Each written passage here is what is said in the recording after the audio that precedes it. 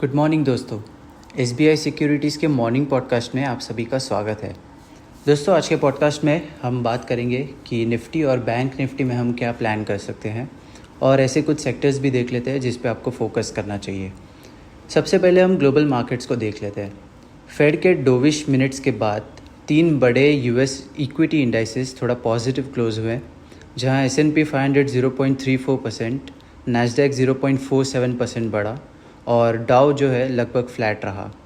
S&P 500 अपने mid जुलाई के gap को फिल करने की कोशिश कर रहा है, जो 5670 लेवल तक जा सकता है और 5730 अगला टारगेट हो सकता है शॉर्ट टर्म में। आइए दोस्तों, ब्रेंट ऑयल को देख लेते हैं। ब्रेंट ऑयल $76.06 पर ख़त्म हुआ, 1.4% की गिरावट के साथ।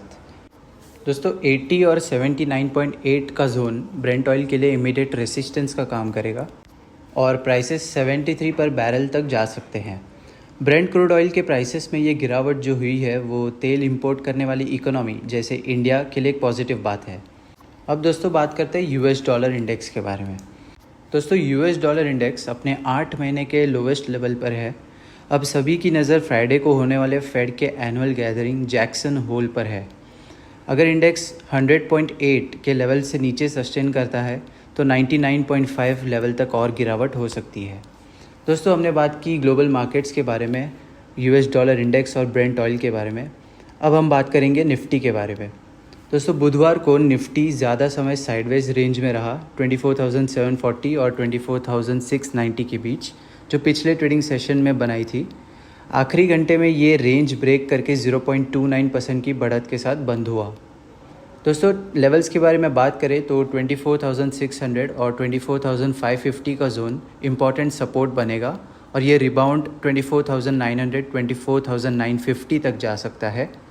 अगर 24,950 के लेवल के ऊपर सस्टेन करता है तो शॉर्ट टर्म में शार्प अपसाइड रैली 25,080 और 25,120 तक हो सकती है। अगर इंडेक्स 24,550 के लेवल के नीचे जाता है तो अगला सपोर्ट हमें 24,350 और 24,400 के जोन में देखने को मिलेगा। दोस्तों, डेरिवेटिव फ्रंट पर अगस्त फ्यूचर्स 0.35% ऊपर बंद हुए और करंट, नेक्स्ट और फार सीरीज़ का क्यूमुलेटिव ओपन इंटरेस्ट 1.4% से बढ़ गया। दोस्तों, निफ्टी में 28 स्टॉक्स में लॉन्ग बिल्टअप देखने को मिला और 10 स्टॉक्स में शॉर्ट कवरिंग रैली हुई, 11 स्टॉक्स में शॉर्ट बिल्टअप हुआ और 1 स्टॉक में लॉन्ग अनवाइंडिंग देखी गई। दोस्तों, 24,900 स्ट्राइक पर सिग्निफिकेंट कॉल ओपन इंटरेस्ट है, जिसमें अगला स्ट्राइक देखें तो 25,000 का है। पुट साइड की बात करें तो 24,700 पर एक सब्सटैंशियल ओपन इंटरेस्ट है, जिसमें अगला स्ट्राइक देखें तो 24,600 का होगा। वीकली एक्सपायरी के लिए दोस्तों OIPCR 1.11 पर है और मैक्स पेन जो हमें दिख रहा है वो 24,700 के स्ट्राइक पर है। मंथली एक्सपायरी के लिए OIPCR जो है 1.35 पर है। अब आइए दोस्तों बात करते हैं बैंक निफ्टी के बारे में। बुधवार को बैंक निफ्टी में चॉपी ट्रेडिंग हुई और आखिरी घंटे की बाइंग से इंडेक्स ने प्रीवियस ट्रेडिंग सेशन के क्लोज के आसपास रिकवर किया। दोस्तों, लेवल्स को देखें तो 50,900 और 50,950 का जोन इंडेक्स के लिए क्रूशियल हर्डल बनेगा। अगर 50,950 के लेवल के ऊपर सस्टेन करता है तो शॉर्ट टर्म में शार्प अपसाइड रैली 51,200 और 51,300 तक हो सकती है। नीचे की तरफ बात करें तो 50,500 और 50,420 का जोन इमीडिएट सपोर्ट प्रोवाइड करेगा। अगर इंडेक्स 50,420 के लेवल के नीचे जाता है तो अगला सपोर्ट हमें 50,100 और 50,200 के जोन में देखने को मिल सकता है। डेरिवेटिव फ्रंट पर अगस्त फ्यूचर्स 0.17% नीचे बंद हुए और करंट, नेक्स्ट और फार सीरीज़ का क्यूमुलेटिव ओपन इंटरेस्ट 2.1% से बढ़ गया है।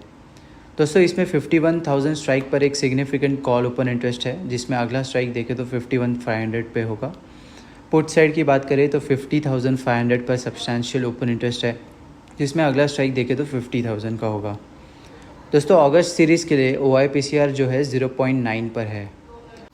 अब आइए दोस्तों बात करते हैं वोलेटिलिटी इंडेक्स के बारे में। दोस्तों, इंडिया विक्स 3.53% से और डिक्लाइन हुआ। ये लगातार 5वां दिन है जब डिक्लाइन हुआ है डेली टाइम फ्रेम पर। आगे चल के अगर 12.5 के लेवल के नीचे सस्टेन करता है तो इंडिया विक्स में और सेलिंग प्रेशर आ सकता है। दोस्तों, एडवांस डिक्लाइन रेशियो जो है लार्जली पॉजिटिव है, 38 गेनर्स 12 लूजर्स और एक जो था वो अनचेंज रहा। अब आइए दोस्तों बात करते हैं कुछ सेक्टर्स की जिस पे आपको फोकस करना चाहिए। निफ्टी फार्मा और निफ्टी आईटी शॉर्ट टर्म में आउट परफॉर्म कर सकते हैं। बुधवार को निफ्टी रियल्टी अपने 20 डे ईएमए के लेवल के ऊपर सस्टेन नहीं कर पाया और ये दिन का सबसे पुअरेस्ट परफॉर्मिंग सेक्टर रहा। अब आइए दोस्तों थोड़ा एफआई डीआई डेटा के बारे में बात करते हैं। एफआईज ने 799.74 करोड़ की बिकवाली की और डीआईआईज ने 3097.45 करोड़ की खरीदारी की है। एफआईआईज का long short ratio index futures के लिए 51.63 पर है क्योंकि नेट बेसिस पर उन्होंने 8466 इंडेक्स फ्यूचर्स बेचे। स्टॉक फ्यूचर्स फ्रंट पर एफआईआईज ने 3029 कॉन्ट्रैक्ट्स खरीदे जबकि ऑप्शंस फ्रंट पर एफआईआईज ने 1,21,082 कॉल कॉन्ट्रैक्ट्स खरीदे और 85,400 पुट ऑप्शन कॉन्ट्रैक्ट्स खरीदे। तो दोस्तों आज के पॉडकास्ट में इतना ही। हमारे साथ जुड़े रहने के लिए बहुत बहुत धन्यवाद। Thank you. Investment in securities market are subject to market risks. Read all the related documents carefully before investing.